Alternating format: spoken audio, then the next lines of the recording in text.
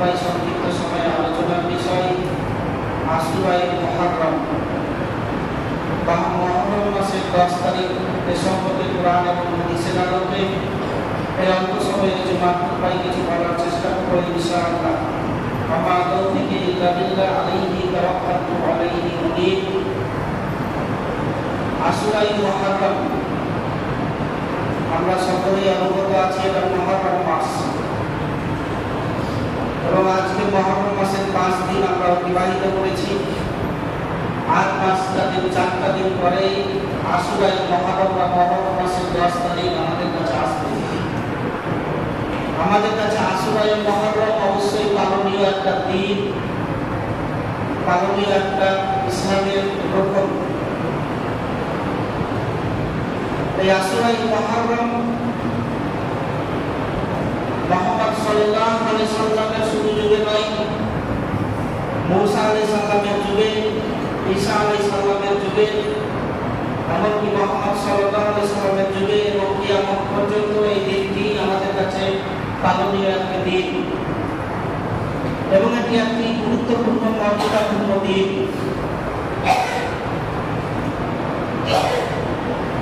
এমনিতে এই মুহররম মাসের মর্যাদা আল্লাহ তাআলার কাছে অনেক বেশি। আল্লাহ তাআলা 12টি মাস নির্ধারণ করেছেন হিসাবের জন্য, দিনের হিসাব ঠিক রাখার জন্য, আমাদের গণনার সুবিধার জন্য আল্লাহ তাআলা 12টি মাস দিয়েছেন। আরবি ক্যালেন্ডার বা হিজরি সন, যেটা হিজরি সাল আমরা বলি, আমাদের অনেকের ধারণা হিজরি সাল মুহাম্মদ সাল্লাল্লাহু আলাইহি সাল্লাম যখন মদিনায় গমন করলেন তখন থেকে হিজরি সাল, তার আগে হিজরি সাল ছিল না, আরবি ক্যালেন্ডার ছিল না। এটা আমাদের ভুল ধারণা। যাদের মধ্যে ধারণা আছে এটা তাদের ভুল ধারণা। কেননা এই বিলম্বে আল্লাহ তাআলা কোরআন মাজিদে সূরা তাওবা 9 নম্বর সূরা 36 নম্বর আয়াতে স্পষ্ট বলেছেন, ইন্না ইদ্দাতাশ শুহুরি ইনদাল্লাহি 12 শাহরান ফি কিতাবিল্লাহি ইয়াওমা খালাকাস সামাওয়াতি ওয়াল আরদ। আল্লাহর নিকট গণনায় মাস 12টি, আল্লাহর কিতাবে এটা স্পষ্ট লিপিবদ্ধ আছে। অর্থাৎ আল্লাহর কিতাবের মধ্যে তাফসীরকাররা বলেছেন লাওহে মাহফুজে এটা সংরক্ষিত ছিল যখন কোরআন নাযিল হয়নি, যখন ইনজিল নাযিল হয়নি, যখন জাবুর নাযিল হয়নি, তার আগে থেকেই 12টি মাস আল্লাহ তাআলা নির্ধারণ করেছেন, তার পবিত্র লাওহে মাহফুজে সংরক্ষিত করে রেখেছেন।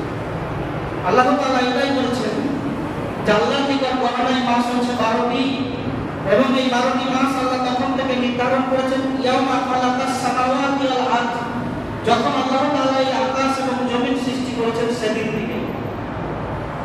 তো বলেন, যখন আল্লাহ এই আকাশ এবং জমিন সৃষ্টি করেছে, আকাশ এবং পৃথিবী সৃষ্টি হয়েছে যখন, তখন থেকে 12টি মাস আছে। অতঃপর আল্লাহ তাআলা বলেছেন মিনহা আরবাতুন হুরুম, এবং 4টি হচ্ছে বিশেষ মর্যাদাপূর্ণ সম্মানিত মাস। ইবনে আব্বাস রাদিয়াল্লাহু বলেন যে রাসূলুল্লাহ সাল্লাল্লাহু আলাইহি সাল্লাম বলেছেন 4টি নিষিদ্ধ বা সম্মানিত মাস হচ্ছে যুলকাদা, যুলহিজ্জা, মুহররম এবং রজব মাস। এই 4টিকে আল্লাহ রাসূল সাল্লাল্লাহু আলাইহি সাল্লাম সম্মানিত বা মর্যাদাপূর্ণ মাস বলেছেন।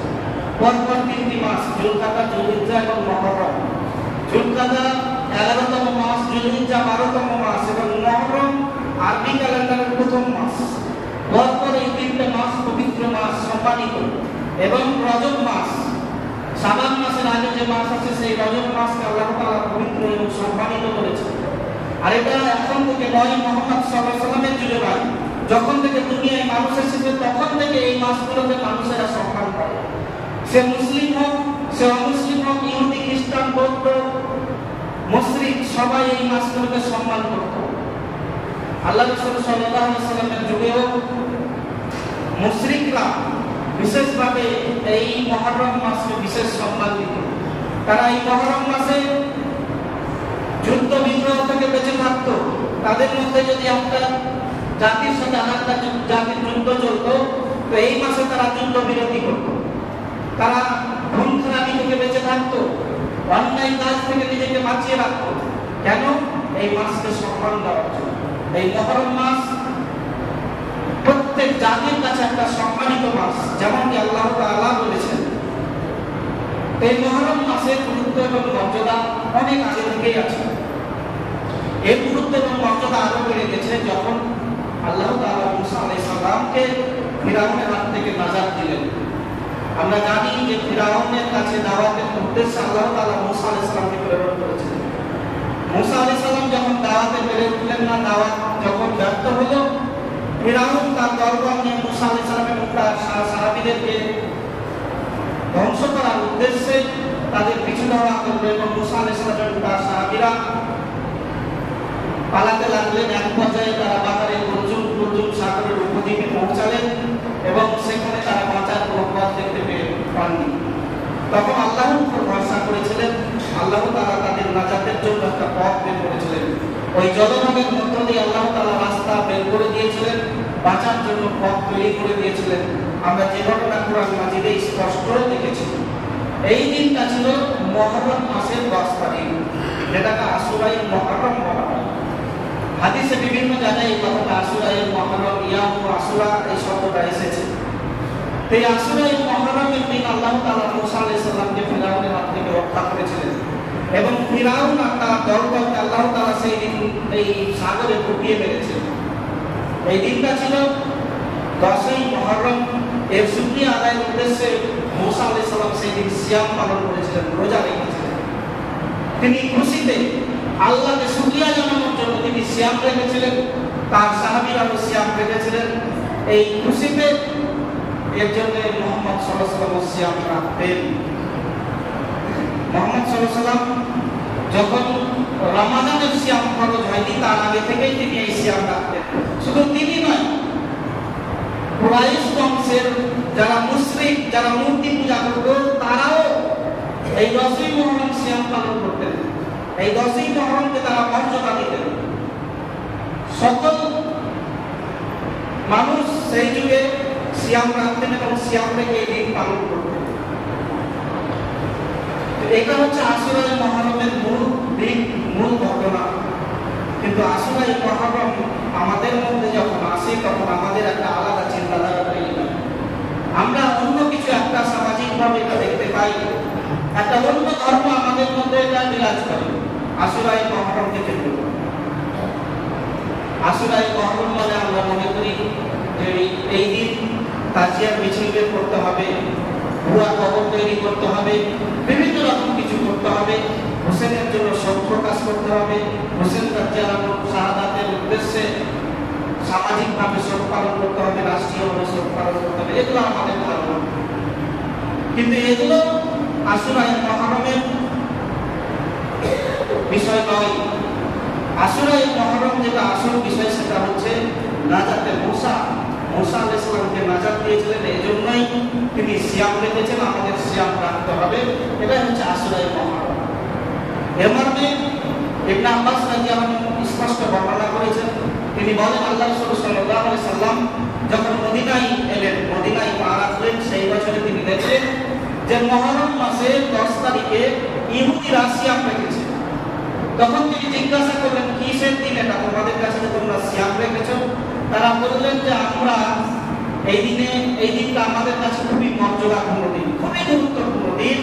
এই দিন আমাদের নবী মুসা আলাইহিস সালাম আল্লাহ তাআলা নাজাত দিয়েছিলেন এবং ফিরাউনকে আল্লাহ তাআলা ধ্বংস করেছিলেন। মুসা আলাইহিস সালাম শুকরিয়া আদায়ের জন্য আল্লাহর জন্য এই সিয়াম রেখেছিলেন, এজন্য আমরাও সিয়াম রেখেছি। আমরা ইহুদি, আমরা মুসা আলাইহিস সালামের অনুসারীর জন্য আমরা সিয়াম রেখেছি। এই কথা শোনার পর মুহাম্মদ সাল্লাল্লাহু আলাইহি ওয়াসাল্লাম বললেন যে মুসার ব্যাপারে তোমাদের থেকে আমরাই বেশি হকদার। তোমরা যতটা না মুসার কাছে থাকো, যতটা না মুসাকে তোমরা মানো, তার থেকে আমরা বেশি জেনে চলবো। অতএব মুসার অনুসরণের ব্যাপারে, মুসা আলাইহিস সালামকে মানার ব্যাপারে তোমাদের থেকে বেশি আমাদের হক আছে, আমরাই বেশি হকদার। অতএব তিনি নিজে সিয়াম রাখলেন এবং সাহাবীদেরকে সিয়াম পালনের নির্দেশ দিলেন। সহিহ বুখারী 2004 নম্বর হাদিস। পাত্র হাদিসে স্পষ্ট বোঝা যায় যে মুহাম্মদ সাল্লাল্লাহু আলাইহি সাল্লাম এই আশুরায়ে মুহররম উপলক্ষে সিয়াম রেখেছেন এবং সাহাবীদেরকে সিয়াম রাখার জন্য নির্দেশ দিয়েছেন। অতঃপর যখন রমজানের সিয়াম ফরজ হয়ে যায় তখন তিনি এটাকে ঐচ্ছিক করে দেন, যার ইচ্ছা এটা সিয়াম রাখবে আর যার ইচ্ছা রাখবে না। তার আগে পর্যন্ত আল্লাহ রাসূল সাল্লাল্লাহু আলাইহি ওয়াসাল্লাম নির্দেশ দিয়েছিলেন এটা জরুরি ছিল, এটা ফরজ ছিল মুসলিম জাতির জন্য সিয়াম রাখা। তো যাই হোক, আশুরার সিয়াম হচ্ছে একটি নফল সিয়াম। এই সিয়াম আমাদের জন্য একটি গুরুত্বপূর্ণ সিয়াম। এই সিয়ামের ব্যাপারে অন্য হাদিসে ইবনে আব্বাস রাদিয়াল্লাহু আনহু বলছেন, যে বছর আল্লাহ রাসূল সাল্লাল্লাহু আলাইহি ওয়াসাল্লাম আমাদেরকে সিয়াম রাখতে বললেন আশুরার দিন, আমরা সিয়াম রাখার ব্যাপারে সাহাবীরা আমরা প্রশ্ন করলাম। আল্লাহ রাসূল সাল্লাল্লাহু আলাইহি ওয়াসাল্লামকে বললাম, হে আল্লাহর রাসূল, আপনি তো আমাদের সবসময় ইহুদিদের বিরোধিতা করতে বলেন, খ্রিস্টানদের বিরোধিতা করতে বলেন, তো আজকে তাদের কাছে ঈদের দিন, আজকে তাদের কাছে আনন্দের দিন, তারাও সিয়াম রাখে আর আমরাও রাখি, তো ব্যাপারটা একই রকম হয়ে গেল। আমরা সিয়াম রাখলে তাদের ধর্মকে সহযোগিতা করা হয় না? আমরা কি তাদেরকে সহযোগিতা করছি না? আল্লাহ রাসূল সাল্লাল্লাহু আলাইহি ওয়াসাল্লাম বললেন, আমি যদি আগামী বছর বেঁচে থাকি, আমি ৯ তারিখ সহ সিয়াম পালন করব। সহিহ মুসলিমের 1134 নম্বর হাদিস, হাদিস স্পষ্ট প্রমাণ করে আল্লাহ রাসূল সাল্লাল্লাহু আলাইহি ওয়াসাল্লাম ৯ তারিখ সহ সিয়াম পালনের একটা ইঙ্গিত দিয়েছেন। বর্ণনাকারী বলেন যে পরবর্তী বছর মুহররম মাস আসার আগে আল্লাহ রাসূল সাল্লাল্লাহু আলাইহি ওয়াসাল্লাম মৃত্যুবরণ করেন। মুহররম মাস আসার আগে তিনি দুনিয়া থেকে চলে যান, এজন্য তিনি ৯ তারিখ সহ সিয়াম রাখতে পারেননি। তিনি একটি সিয়াম রেখেছেন ১০ তারিখ। যেহেতু তিনি আশা পোষণ করেছিলেন যে ৯ তারিখ সহ রাখবো, তো আমরাও আমাদের জন্য এটাই সর্বোত্তম যে আমরা ৯ তারিখ সহ সিয়াম পালন করবো। কেননা আল্লাহ রাসূল সাল্লাল্লাহু আলাইহি ওয়াসাল্লামের হাদিস, কাউলি, ফেইলি এবং তাকরীরি হাদিসের মধ্যে গুরুত্বপূর্ণ, আমাদের কাছে সবথেকে উত্তম যেটা, সেটা হচ্ছে যেটা তিনি বলেছেন, তিনি যেটা নির্দেশ দিয়েছেন, তিনি যেটা মুখ দিয়ে বলেছেন, সেটা আমাদের জন্য বেশি গ্রহণীয়। তিনি যেটা নির্দেশ দিবেন সেটা আমাদের জন্য বেশি পালনীয়। তিনি যেহেতু বলেছেন মুখ দিয়ে আমি ৯ তারিখ সহ রাখবো, এটাই আমাদের কাছে বেশি গ্রহণযোগ্য। আমাদেরকে ৯ তারিখ সহ সিয়াম পালন করতে হবে, এটা সর্বোত্তম। কেউ যদি শুধু ১০ তারিখে সিয়াম পালন করে, এটা জায়েজ, কোনো সমস্যা নেই। সে তার ১০ তারিখে সিয়াম পালন করলে আশুরার সিয়াম পালন করা হয়ে যাবে। অন্য বর্ণনা একটা জয়ীফ দুর্বল বর্ণনা আছে মুসনাদ আহমদের, যে তিনি ১০ এবং ১১ তারিখও নির্দেশ দিয়েছেন। তবে এই বর্ণনায় ২ জন রাবী আছেন যারা জয়ীফ দুর্বল, এই কারণে হাদিস গ্রহণযোগ্য নয়। সর্বোত্তম হচ্ছে ৯ এবং ১০ তারিখ সিয়াম পালন করা মুহররম মাসের। কেউ যদি ৯-১০ না রাখে, কেউ যদি ১০ তারিখে রাখবো মনে করে, তো এটাতে দোষণীয় হবে না, এটা জায়েজ। এটা হচ্ছে আশুরার সিয়ামের বিষয়। এই দুটা সিয়াম আল্লাহ রাসূল সাল্লাল্লাহু আলাইহি ওয়াসাল্লাম আমাদের পালন করতে বলেছেন। এই সিয়ামের ফজিলতের ব্যাপারে রাসূলুল্লাহ সাল্লাল্লাহু আলাইহি ওয়াসাল্লাম সহিহ মুসলিমের 1162 নম্বর হাদিসে স্পষ্ট বলেছেন। আবু কাতাদা রাদিয়াল্লাহু আনহু বলেছেন, আল্লাহ রাসূল সাল্লাল্লাহু আলাইহি ওয়াসাল্লাম বলেছেন যে আমি আল্লাহর নিকট আশা করি, কেউ যদি আশুরার দিন সিয়াম রাখে, তো আল্লাহ তাআলা এই সিয়ামের বিনিময়ে বান্দার ১ বছর পূর্বের পাপ ক্ষমা করবেন। আশুরার দিনের সিয়ামের এটা হচ্ছে ফজিলত, এটা হচ্ছে গুরুত্ব। একটা সিয়ামের বিনিময়ে আল্লাহ তাআলা আমাদের পূর্বে যারা ১ বছর গুনাহ করেছে, অর্থাৎ এই আশুরা থেকে নিয়ে পরবর্তী আশুরা পর্যন্ত, সামনে আশুরা যে আসছে ১০ তারিখ, এই ১০ তারিখের পূর্ববর্তী ১ বছর আমরা যা পাপ করেছি, আল্লাহ সব পাপ আমাদের ক্ষমা করে দিবেন একটা সিয়ামের বিনিময়ে। তো আমরা অবশ্যই এই ফজিলতপূর্ণ সিয়াম আদায় করার চেষ্টা করব। এই সিয়ামের আরো ফজিলত রয়েছে। আল্লাহ রাসূল সাল্লাল্লাহু আলাইহি ওয়াসাল্লাম বলেন, আবু হুরায়রা রাদিয়াল্লাহু আনহু হাদিস বর্ণিত রয়েছে, রাসূল সাল্লাল্লাহু আলাইহি ওয়াসাল্লাম বলেছেন, আফদালুস সিয়াম বা'দা রমাদান শাহরুল্লাহি মুহররম। আফদাল মানে হচ্ছে সবথেকে উত্তম, সবথেকে উত্তম সিয়াম হচ্ছে রমাদানের পরে পরে যেটি, সেটি হচ্ছে মুহররম মাসের আশুরার দিনের সিয়াম। রমাদান মাসের সিয়াম তো সবথেকে উত্তম, এটাতে সন্দেহ নেই। রমজান মাসের এক একটা সিয়াম, দুনিয়ায় সারা জীবন মানুষ যদি সিয়াম পালন করে, তার সমবনে সিয়াম আদায় হবে না। এটা তো আলাদা সিয়াম, রমজানের সিয়াম। আল্লাহ রাসূল সাল্লাল্লাহু আলাইহি ওয়াসাল্লাম বলেছেন, রমজানের পর দুনিয়াতে সবথেকে উত্তম সিয়াম হচ্ছে মুহররম মাসের ১০ তারিখের সিয়াম। আফদালুস সালাত বা'দা ফরিজাতিস সালাতুল লাইল, এবং ফরজ সালাতের পরে সবথেকে উত্তম সালাত হচ্ছে সালাতুল লাইল, তাহাজ্জুদের সালাত, তারাবির সালাত বা রাতের সালাত, যেটা আমরা রাত্রিবেলা নফল সালাত আদায় করি গভীর রাতে উঠে। এই সালাত দুনিয়ায় যত সালাত আছে, ফরজ সালাতের পর সবথেকে উত্তম হচ্ছে রাতের তাহাজ্জুদের সালাত। 2 রাকাত ফজরের পূর্বে সুন্নাত আছে, আমরা জানি। ফজরের আগে 2 রাকাত সুন্নাতের ব্যাপারে আয়েশা রাদিয়াল্লাহু আনহা বলেছেন যে রাসূলুল্লাহ সাল্লাল্লাহু আলাইহি ওয়াসাল্লাম বলেছেন যে ফজরের পূর্বে 2 রাকাত সালাত হচ্ছে খায়রুম মিনাদ দুনিয়া ওয়া মা ফিহা। এই দুনিয়া এবং দুনিয়ার মধ্যে যা কিছু আছে এই দুনিয়াকে বিক্রি করে দিয়ে যত টাকা হবে, এই দুনিয়া ধন সম্পদকে বিক্রি করে দিয়ে যত টাকা হবে, তার থেকে দামি হচ্ছে ফজরের আগে যে 2 রাকাত সুন্নাত আছে, এই সুন্নাতের দাম। আল্লাহ রাসূল সাল্লাল্লাহু আলাইহি ওয়াসাল্লাম বলছেন, সারা দিনে 12 রাকাত নফল সালাত এর বিনিময় হচ্ছে জান্নাত। কেউ যদি 12 রাকাত নফল সালাত আদায় করে, জোহরের আগে, পরে, মাগরিবের আগে, ইশার আগে, ফজরের আগে, এই 12 রাকাত সালাত যদি কেউ আদায় করে সারা দিনে এই নফল সালাত, তাহলে তার বিনিময় জান্নাত। আল্লাহ রাসূল সাল্লাল্লাহু আলাইহি ওয়াসাল্লাম অন্য জায়গায় বলেছেন যে তার জন্য আল্লাহ তাআলা জান্নাতে একটি ঘর তৈরি করবেন। তো 12 রাকাত নফল সালাতের দাম হচ্ছে জান্নাত, এর বিনিময় জান্নাত। এর থেকেও দামি হচ্ছে রাতের তাহাজ্জুদের সালাত। অত্র হাদিসে এটাই প্রমাণ করে। আল্লাহ রাসূল সাল্লাল্লাহু আলাইহি ওয়াসাল্লাম বলেছেন যে আফদালুস সালাত বা'দা ফারিজা সালাতুল লাইল, দুনিয়াতে ফরজ সালাতের পর সবথেকে উত্তম সালাত হচ্ছে রাতের সালাত, তাহাজ্জুদের সালাত। আমরা অবশ্যই তাহাজ্জুদের সালাত আদায় করার চেষ্টা করব, যেটুকু পারি, যতটুকু পারি, যতটা আমাদের ক্ষমতা আছে সেই অনুযায়ী গভীর রাতে উঠে তাহাজ্জুদের সালাত আদায় করাতে অনেক বিনিময় রয়েছে। আল্লাহ তাআলা আমাদের যেন সেই তৌফিক দেন, আমরা যেন এই রাতের সালাত আদায় করতে পারি। তা আমরা বলছিলাম, দুনিয়াতে ফরজ সিয়ামের পরে পরে দামি সিয়াম হচ্ছে এই মুহররম মাসের 10 তারিখের সিয়াম। যদিও আল্লাহ রাসূল সাল্লাল্লাহু আলাইহি ওয়াসাল্লাম বলেছেন যে আরাফার সিয়াম বান্দার আগের এবং পরের 1 বছরের পাপ ক্ষমা করে দেবে। আরাফা একটা সিয়ামের বিনিময়ে 2 বছরের গুনাহ মাফ করে। পূর্বের 1 বছর এবং পরে 1 বছর যা পাপ করবে বান্দা, সেই 2 বছরের পাপ আল্লাহ ক্ষমা করে দেবে। কোন সিয়ামের বিনিময়ে? আরাফার সিয়ামের বিনিময়ে। এর থেকেও আল্লাহ রাসূল সাল্লাল্লাহু আলাইহি ওয়াসাল্লাম বলেছেন, এর থেকেও গুরুত্বপূর্ণ সিয়াম হচ্ছে মুহররম মাসের 10 তারিখের সিয়াম। একটা সিয়ামের বিনিময় কত আমরা জানি। আল্লাহ রাসূল সাল্লাল্লাহু আলাইহি ওয়াসাল্লাম বলেছেন, আবু উমামা রাদিয়াল্লাহু আনহু বলেন, রাসূলুল্লাহ সাল্লাল্লাহু আলাইহি ওয়াসাল্লাম বলেছেন, মান সাওমা ইয়াওমা ফি সাবিলিল্লাহ, কেউ যদি আল্লাহর জন্য একটা সিয়াম পালন করে, একদিন সিয়াম থাকে, জাআলাল্লাহু বাইনাহু ওয়া বাইনান নারি খান্দাকা কামা বাইনাস সামাই ওয়াল আরদ, এই একটা সিয়ামের বিনিময়ে আল্লাহ তাআলা ওই বান্দাকে জাহান্নাম থেকে, বান্দা এবং জাহান্নামের মাঝে একটা গর্ত সৃষ্টি করবেন, একটা পরীক্ষা করে দিবেন, যার দূরত্ব কত বড় একটা গর্ত সৃষ্টি করবেন আল্লাহ তাআলা বান্দার মাঝে এবং জাহান্নামের মাঝে। মানে বান্দা এই গর্ত পার করে আর জাহান্নামে যাবে না, আল্লাহ এই বান্দাকে আর জাহান্নামে যেতে দিবেন না।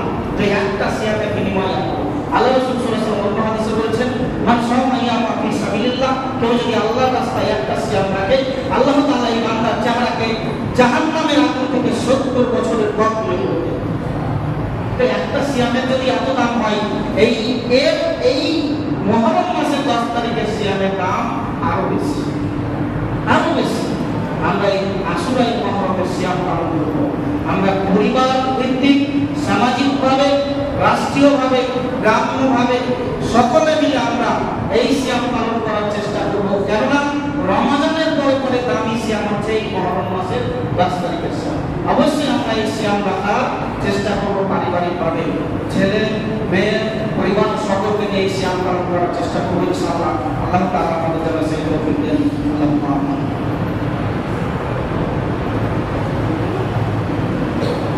আলহামদুলিল্লাহ ওয়া সাল্লাতু ওয়াসসালামু আলা মান লা নাবিয়্যা বা'দা।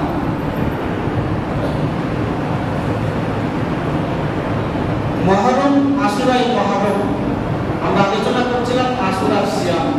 আশুরার সিয়াম এটা হচ্ছে আশুরাই মুহররম কেন্দ্রিক আমাদের জন্য পালনীয় দিন বা জীবন ব্যবস্থা। আশুরার জন্য আমাদের 2টা সিয়াম পালন করতে হবে, যেগুলো আমরা হাদিস থেকে প্রমাণ পেলাম। এছাড়া 2টা সিয়াম ছাড়া আশুরাকে কেন্দ্র করে যত কিছু আমাদের সমাজে দেখা যায়, এগুলো সবই বিদআত, কোনো কোনো ক্ষেত্রে এগুলো শিরকের অন্তর্ভুক্ত। সিয়াম ছাড়া যা কিছু আমরা সামাজিকভাবে লক্ষ্য করি, এগুলো কিছুই ইসলামের অংশ নয়, যদিও আমরা এটাকে ইসলামের অংশ মনে করি। তাজিয়া মিছিল হোক বা যে কিছুই হোক না কেন, এগুলো কিন্তু ইসলামের অংশ নয়। ঘটনাক্রমে মুহররম মাসের 10 তারিখ বা আশুরার দিন হোসেন রাদিয়াল্লাহু আনহু, আমাদের প্রিয় পাত্র, আমাদের একজন অতীব ভালোবাসার পাত্র, সাহাবীদের মধ্যে যাকে আমরা অধিকতর ভালোবাসি, তিনি হলেন হোসেন রাদিয়াল্লাহু আনহু এবং হাসান রাদিয়াল্লাহু আনহু। তাদের নাম অন্তরের অন্তঃস্থল থেকে ভালোবাসি। তারা আল্লাহ রাসূল সাল্লাল্লাহু আলাইহি ওয়াসাল্লামের নাতি, তারা ফাতেমা রাদিয়াল্লাহু আনহার সন্তান। আমরা তাদেরকে অতীব ভালোবাসি, ভালোবাসার সীমা নেই। তারা 10ই মুহররম বিশেষভাবে হুসেন রাদিয়াল্লাহু আনহুকে শহীদ করা হয়েছিল। এটা আমাদের জন্য খুবই দুঃখজনক, আমাদের অন্তরকে ব্যথিত করে, এটাই সঠিক। 61 হিজরির মুহররম মাসের 10 তারিখে কারবালার মাঠে হুসেন রাদিয়াল্লাহু আনহুকে শহীদ করেছিল একদল কুচক্রী, বিশেষভাবে ইয়াজিদ রাদিয়াল্লাহু আনহু সেনাদের মধ্যে কিছু মানুষ, বিশেষভাবে শিয়া আকীদার কিছু মানুষ হুসেন রাদিয়াল্লাহু আনহুকে শহীদ করেছিলেন, যেটা ইয়াজিদ রাদিয়াল্লাহু আনহু কখনো চাননি। আমরা এই ঘটনা যদি বিস্তারিত পড়ি, আল বিদায়া ওয়ান নিহায়া, ইতিহাসের গ্রন্থ পড়বেন, ইসলামের ইতিহাস স্পষ্ট বুঝতে পারবেন যে ইয়াজিদ রাদিয়াল্লাহু আনহু কখনোই চাননি যে হুসেন রাদিয়াল্লাহু আনহু হত্যা করবেন। তিনি শুধু চেয়েছিলেন যে আমার হাতে বায়াত গ্রহণ করবেন, বাস এটুকুই। যদি বায়াত নাও গ্রহণ করতেন, তিনি কখনো জোর করে তাদেরকে বায়াত গ্রহণ করাননি। যার প্রমাণ, তিনি কখনোই মদিনা আক্রমণ করেননি এবং মদিনায় গিয়ে তাদের হাতে বায়াত গ্রহণ করেননি। এজন্যই যেটা ঘটনা ঘটেছে এটা তিনিও চাননি, এবং তিনি না তার জীবনীতে, তার জীবনী যারা লিখেছেন তারা স্পষ্ট করছেন যে মৃত্যু পর্যন্ত তিনি আল্লাহর কাছে এর জন্য ক্ষমা চেয়েছেন। আল্লাহকে তিনি বারবার বলেছেন যে আল্লাহ, তুমি উবাইদুল্লাহ বিন জিয়াদ এবং আমার মধ্যে ফয়সালা করে দিও আল্লাহ, কিয়ামতের দিন তুমি এই বিষয়ে চূড়ান্ত ফয়সালা করে দিও আল্লাহ। তুমি এটা ভালোভাবে জানো আল্লাহ যে আমি হোসেনকে কখনো বাঁধতে চাই। আমরা এই ঘটনা জানি, হোসেন রাদিয়াল্লাহু আনহু মৃত্যুর পরেও দীর্ঘ 1 মাস যাবত হোসেন রাদিয়াল্লাহু আনহুর পরিবার, তার সন্তান সন্ততি ইয়াজিদ রাদিয়াল্লাহু আনহু মেহমানখানায় তার আশ্রয় নিয়েছিলেন এবং এখানে তিনি তার ছেলে মেয়েদেরকে আদর করেছেন, যত্ন করেছেন। তিনি কখনোই হোসেন রাদিয়াল্লাহু আনহুকে এভাবে আকস্মিকভাবে শহীদ করতে চান। যেটা ঘটেছে এটা অবশ্যই দুঃখজনক ঘটনা, কিন্তু এই ঘটনার সঙ্গে ইসলামের শরীয়তের অন্তর্ভুক্ত এই ঘটনাকে যদি করে দেন তাহলে এটা অন্যায় হবে। এটা একটা ইসলামের ইতিহাসের ঘটনা, এটা সঠিক। এটা আমাদের অন্তরকে নাড়া দেওয়ার মধ্যে একটা ঘটনা, এটা সঠিক। কিন্তু ইসলামী শরীয়তের অন্তর্ভুক্ত এই ঘটনাকে করা যাবে না, কেননা ইসলাম কমপ্লিট হয়েছে মুহাম্মদ সাল্লাল্লাহু আলাইহি ওয়াসাল্লামের যুগে। বিদায় হজের ভাষণ আরাফার ময়দানে আল্লাহ রাসূল সাল্লাল্লাহু আলাইহি ওয়াসাল্লামের উপর ওহী নাযিল হয়েছিল।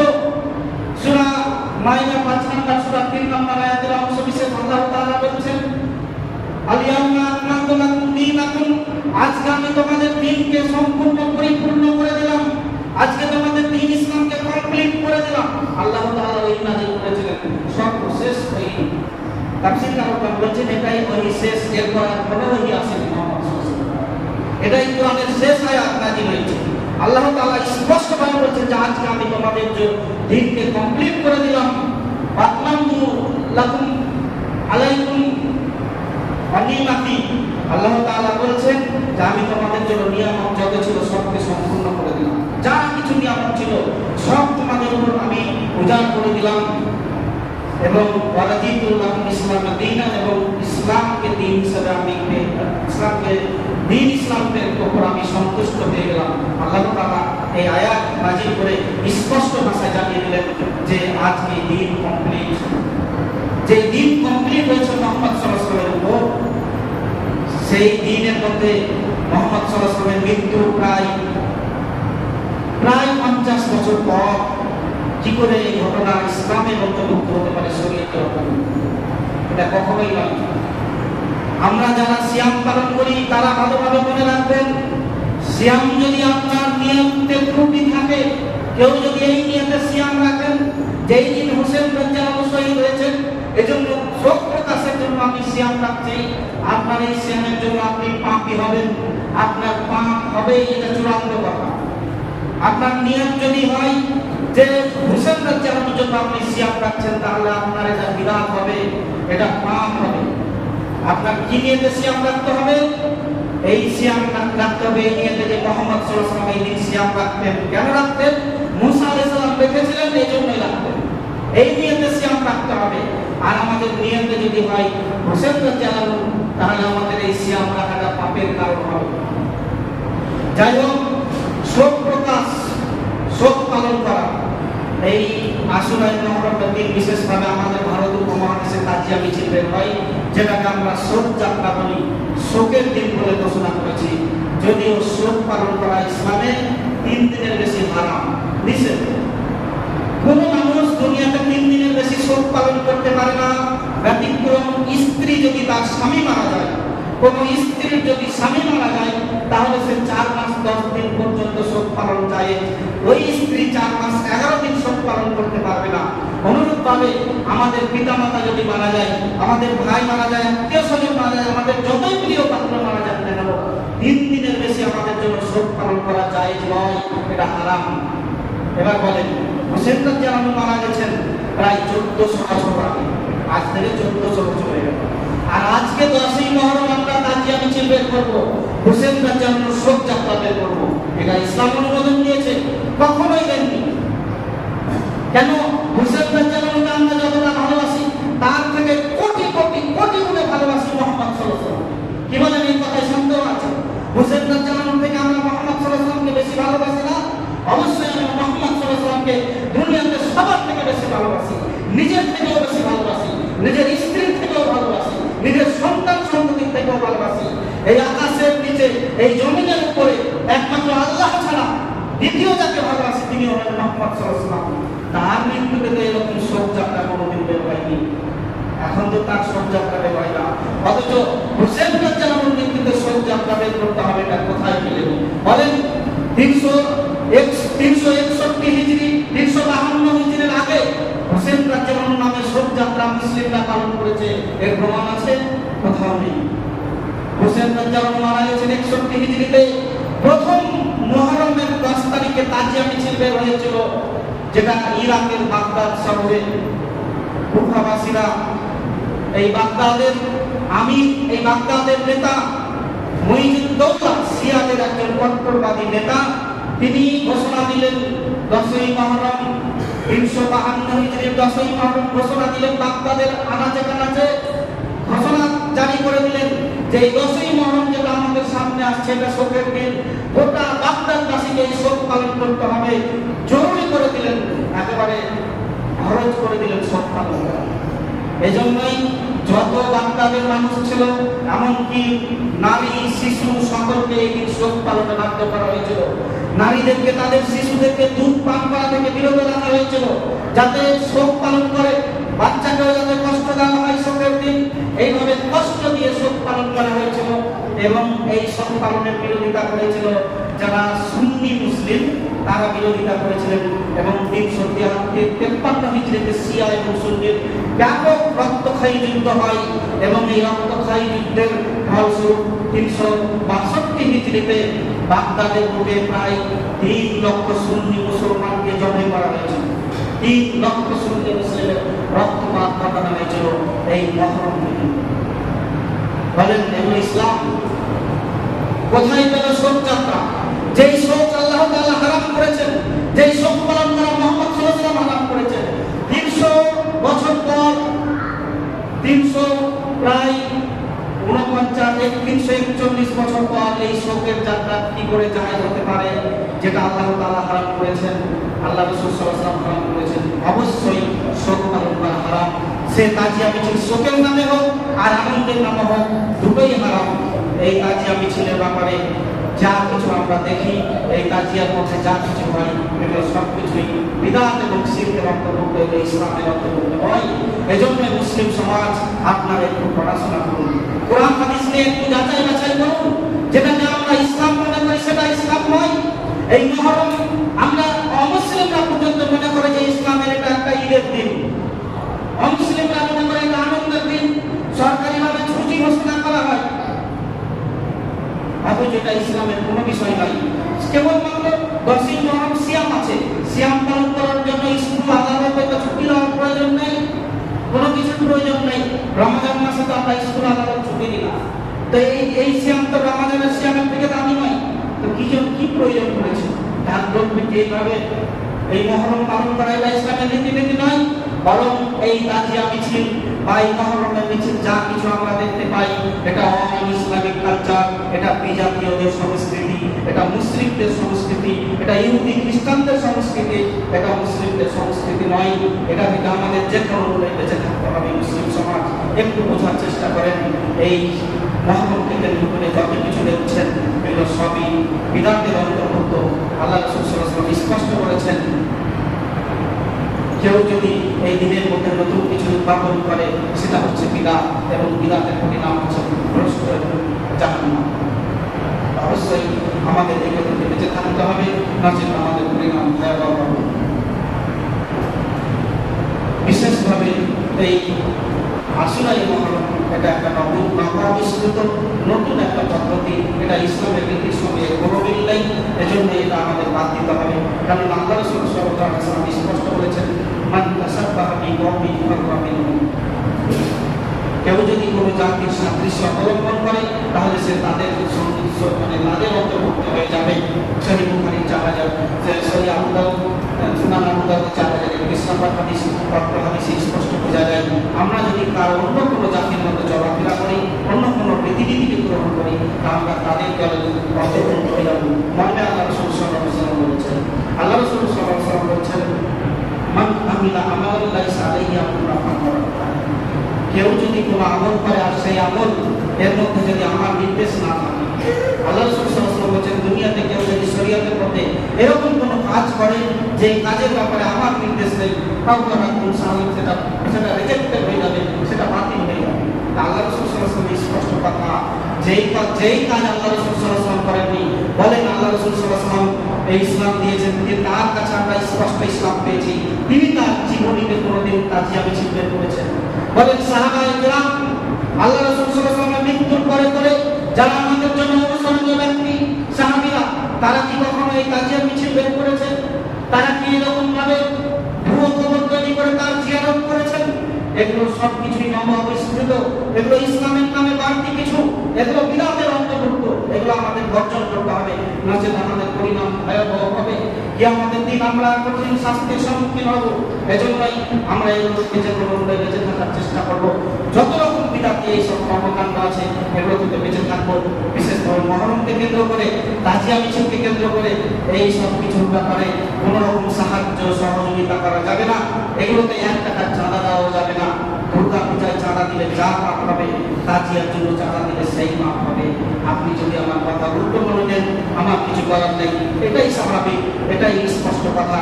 তাজিয়া করা যা জিনিস, দুর্গা পূজা করা সেই জিনিস। তাজিয়ার মধ্যে শিখ আছে, দুর্গা পূজার মধ্যে শিখ আছে। এই তাজিয়া প্রথা থেকে আমাদের বেঁচে থাকতে হবে। এগুলো শিল্পী প্রথা, ভুয়ো খবর বানানো, এগুলো শিল্পের অন্তর্ভুক্ত, এগুলো কঠিন মারাত্মক অন্যায় কাজ ইসলামে, এগুলো গর্হিত কাজ, এগুলো থেকে আমাদের বেঁচে থাকতে হবে। আল্লাহ তাআলা আমাদের এগুলো থেকে যেন বাঁচিয়ে রাখেন। শুনে রাখেন, যতই পাক্কা আমরা মুসলিম হই না কেন, যদি বিদাতি কোনো রকম কাজ আমাদের মধ্যে থাকে, কিয়ামতের দিন কিন্তু আমরা পার পাবো না। আল্লাহ রাসূল সাল্লাল্লাহু আলাইহি ওয়াসাল্লাম কিয়ামতের দিন আমাদের মুখ করে দাঁড়িয়ে দেবেন। সাহাবী মুসাদ রাদিয়াল্লাহু আনহু বলেন, রাসূল সাল্লাল্লাহু আলাইহি ওয়াসাল্লাম বলেছেন যে কিয়ামতের দিন আমি তোমাদের সবার আগে হাউজের নিকট উপস্থিত থাকবো, হাউজে কাউসারের পানি পান করাবো। আমার উম্মত যারা আমার অনুসারী, আমি প্রত্যেকটা মানুষকে হাতে ধরে ধরে পানি পান করাবো। হাউজে কাউসারের পানি এত সুমিষ্ট, এত সুগন্ধ পানি, যেই পানি একবার কেউ যদি পান করে, সেই দিন কিয়ামতের দিন আর পিপাসিত হবে না, সেই দিন আর পিপাসা লাগবে না।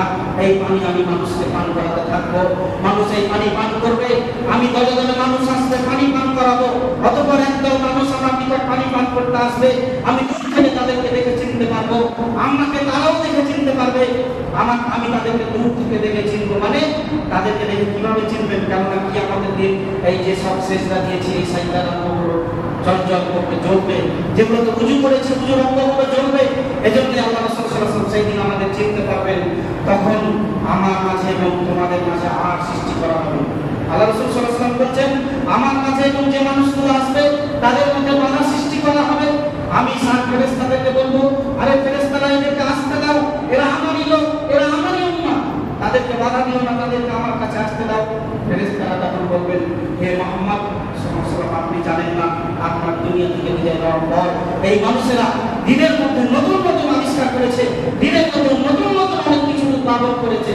মুহাম্মদ সাল্লাল্লাহু আলাইহি ওয়াসাল্লাম যখন জানতে পারবেন যে আমার মৃত্যুর পর তারা দিনের মধ্যে অনেক কিছু তৈরি করেছে, তখন তিনি বলবেন, সরকার লিমান বাইয়াবাতি, আরে দূর হও, যারা আমার দিনকে পরিবর্তন করে দিয়েছো, যারা আমার দিনকে তোমরা স্পষ্ট রাখো তুমি স্পষ্ট করে দিয়েছো তোমরা আমার কাছ থেকে দূরে সরো, এইভাবে দূর দূর করে দাঁড়িয়ে দিবেন, অথবা ফেরেশতারা তাদেরকে ধাক্কা দিতে দিতে নিয়ে গিয়ে জাহান্নামে নিক্ষেপ করবে। বলেন এই সব মানুষেরা কারা?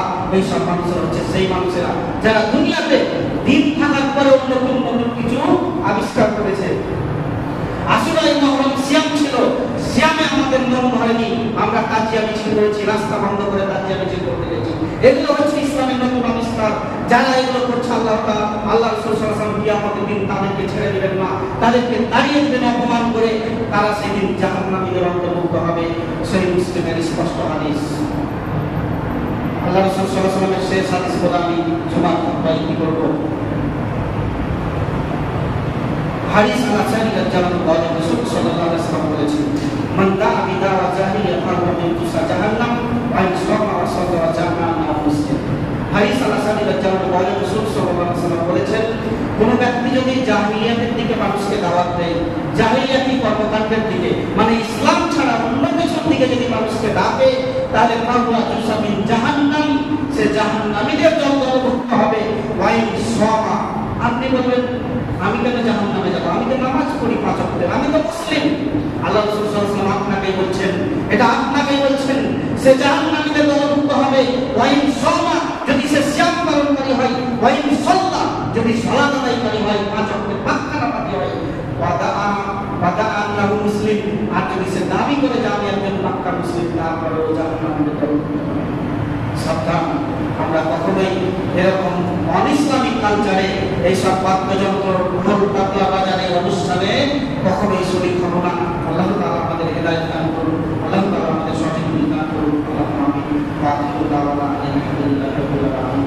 আল্লাহ তোমার কাছে পরিশেষে দোয়া করি, আমাদের আত্মীয়-স্বজন যারা মারা গেছে তুমি তাদের কবরের শাস্তি মাফ করো আল্লাহ। আল্লাহ আমাদের মধ্যে যারা অসুস্থ আছে তুমি তাদেরকে সুস্থ প্রদান করো আল্লাহ। আমরা যতদিন বেঁচে থাকবো আমাদের সকলকে তুমি ঈমানের উপর, ইসলামের উপর, সৎ আমলের উপর বেঁচে থাকার আল্লাহ। আল্লাহ তোমার কাছে দোয়া করে দোয়া রাখি রেখে